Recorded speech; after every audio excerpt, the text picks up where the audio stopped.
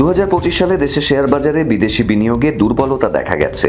অর্থনৈতিক দুরবস্থা, বাজারে অস্থিরতা এবং নির্বাচন পূর্ব অনিশ্চয়তার প্রভাবে বিদেশি বিনিয়োগকারীরা বছর জুড়ে 270 কোটি টাকা বিনিয়োগ তুলে নিয়েছেন।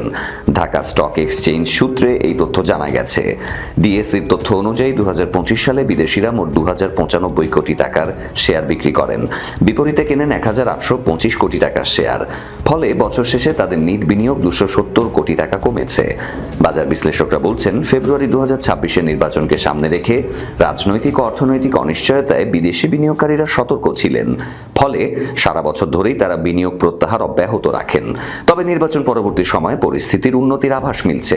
ফেব্রুয়ারির প্রথম 15 দিনে লেনদেনের তথ্য বলছে, এ সময় বিদেশিদের লেনদেন আগের বছরের একই সময়ের তুলনায় 48% বেড়ে 173 কোটি টাকায় দাঁড়িয়েছে, যা এক বছর আগে ছিল 116 কোটি 63 লাখ টাকা। এ বিষয়ে মিডওয়ে সিকিউরিটিজের ব্যবস্থাপনা পরিচালক মোহাম্মদ আশিকুর রহমান বলেন, নির্বাচনের পর বাজারে নতুন তহবিল প্রবাহের লক্ষণ দেখা যাচ্ছে। অনেক বিনিয়োগকারী উদীয়মান ও ফ্রন্টিয়ার মার্কেটের দিকে ঝুঁকছেন। এই সময় পুঁজিবাজার স্বাভাবিকভাবে পরিচালিত হলে এবং মানসম্মত শেয়ারের সরবরাহ বাড়লে বিদেশি বিনিয়োগও বাড়তে পারে।